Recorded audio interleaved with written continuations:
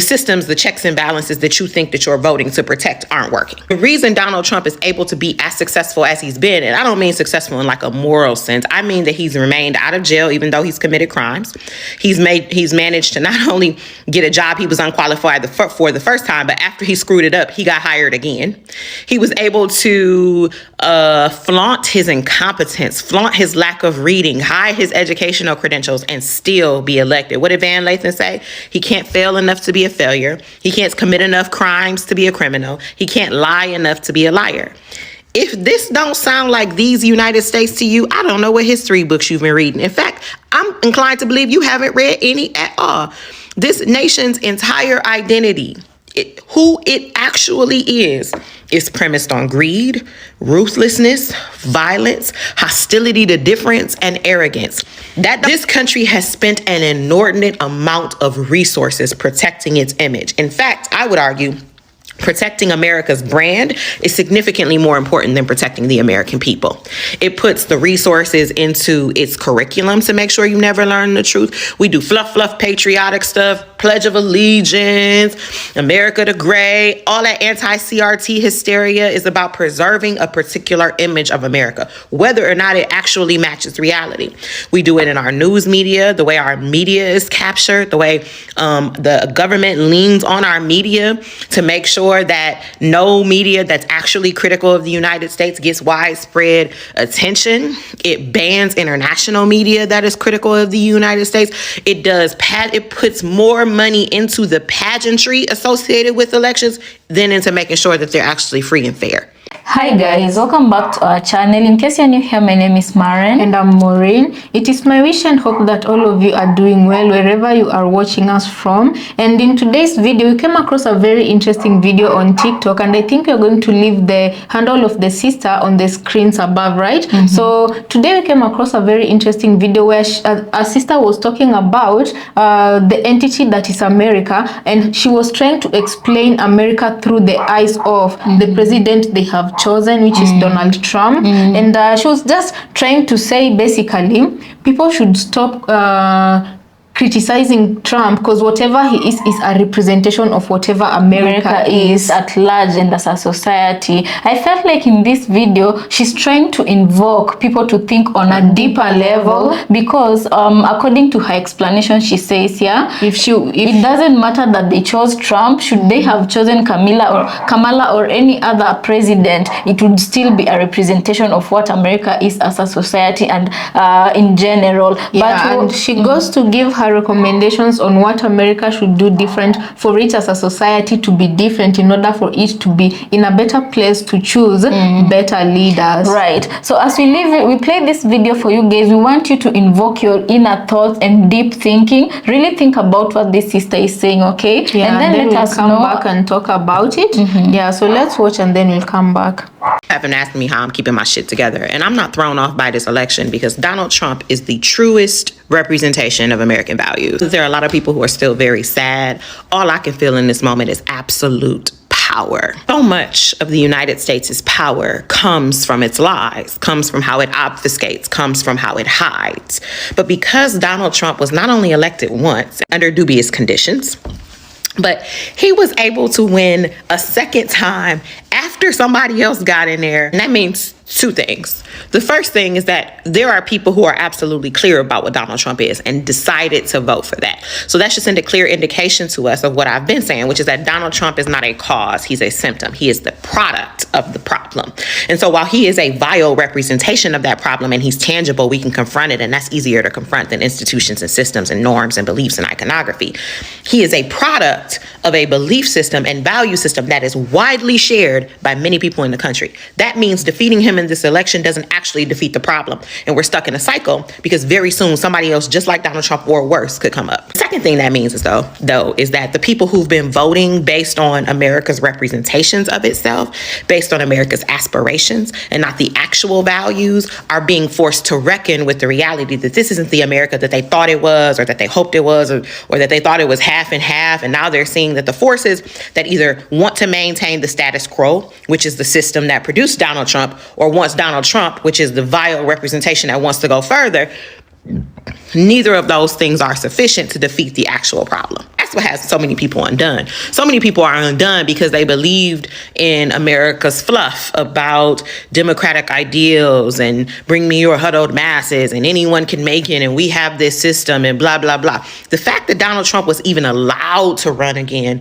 should be the clearest indication to you that the system is not working as it's supposed to, as designed. Because how could this man be impeached twice and be credibly accused of fomenting a coup, rebellion, treason on his own government and still get elected again? The systems, the checks and balances that you think that you're voting to protect aren't working. The reason Donald Trump is able to be as successful as he's been, and I don't mean successful in like a moral sense, I mean that he's remained out of jail even though he's committed crimes.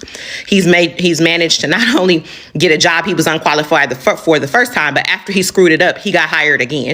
He was able to flaunt his incompetence, flaunt his lack of reading, hide his educational credentials, and still be elected. What did Van Lathan say? He can't fail enough to be a failure. He can't commit enough crimes to be a criminal. He can't lie enough to be a liar.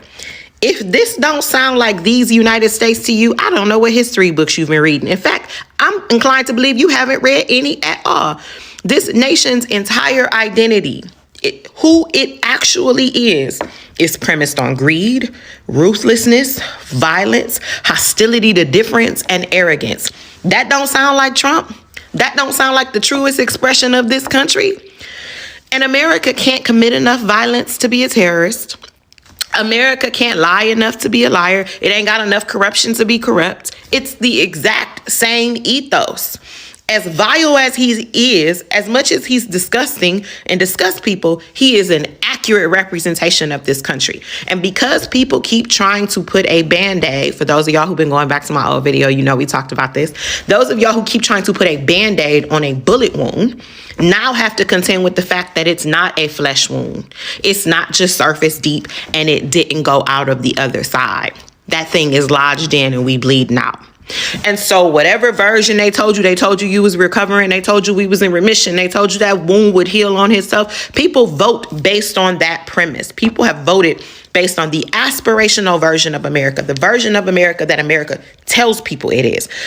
This country has spent an inordinate amount of resources protecting its image. In fact, I would argue protecting America's brand is significantly more important than protecting the American people.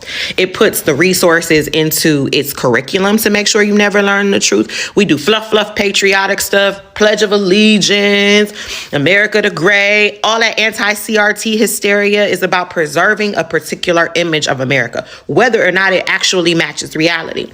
We do it in our news media, the way our media is captured, the way the government leans on our media to make sure that no media that's actually critical of the United States gets widespread attention. It bans international media that is critical of the United States.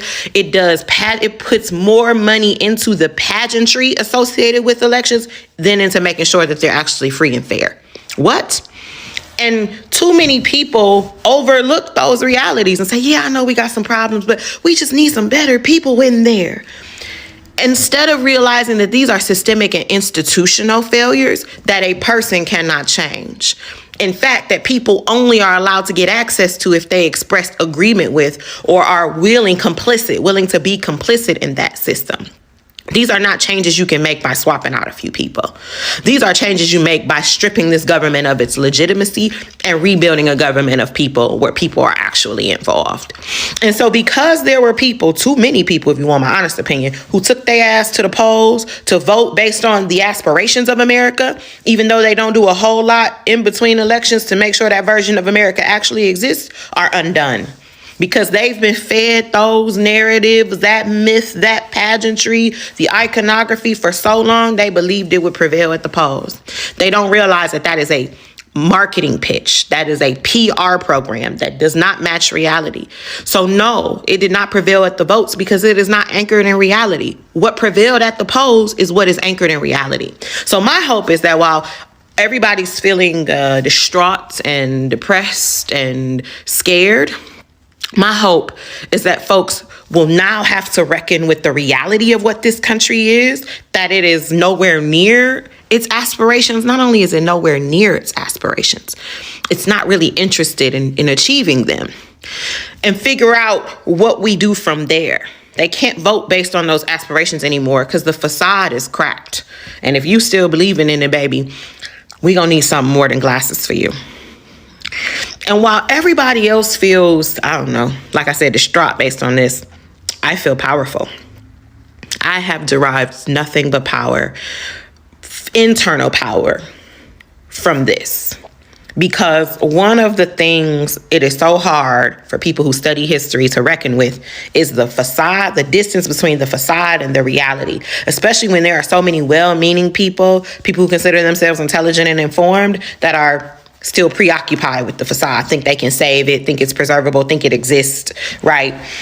And since the facade is cracked, now more and more people see the reality for what it is. So guys, welcome back. Let us know what you think about the sister's beliefs and what she had to share with us, right?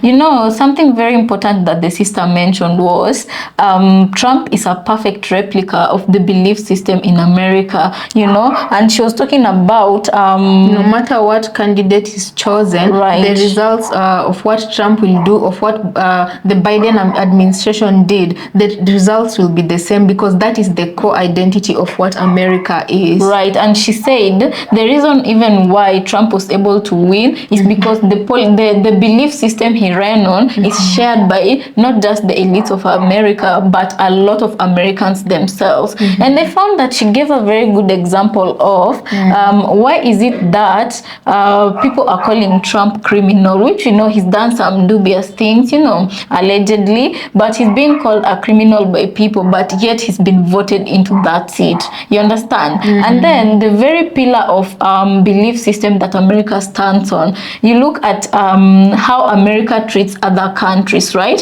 And when you call Trump a bully, a narcissist and everything, it's the perfect description of like America itself. It's like mirroring what America is as a society itself. Right. So if you had to put all these things in a human form or representation, that is what Donald Trump is. And she says she doesn't blame him. Donald Trump is. And she says she doesn't blame him. Why? Because he is the exact product of America, you know. And this got me thinking, and I was talking to myself here. I asked myself, if Trump is the human representation of America, only that he has money, right? What about those people who believe the same things he does, who put him into power, the people who voted him in? Yeah, there's a lot of, you know, it's simply to say we need to look within ourselves first before we start blaming the kind of leadership we have, if that makes sense, because things wouldn't be happening without your consent, and you choose what happens to you or other people around you, right? And she mentioned something about not giving the government the legitimacy because it's your actions that gives the government legitimacy. But my question again also is, guys, please help me on this. How then do you not give your government legitimacy? Where do you start from? You understand? So guys, with all this being said, just reflect upon that and let us know what's your take on this, because I hope that I'd like to think that anything we bring to this platform adds value to somebody's life or perspective. Right, and as stumbling upon this clip, it made us think. Her words made us think. Yeah. And we thought we don't want to share in these thoughts alone. Let's also burden someone else with the same thoughts we were having in our heads. Right, guys, debunk this for us on the comment section. We'd really like to hear from you. Yeah, right. So please kindly remember to subscribe if you've not yet subscribed to our channel. You can also leave us a comment on what you think about this episode, and we'll see you on our next episode.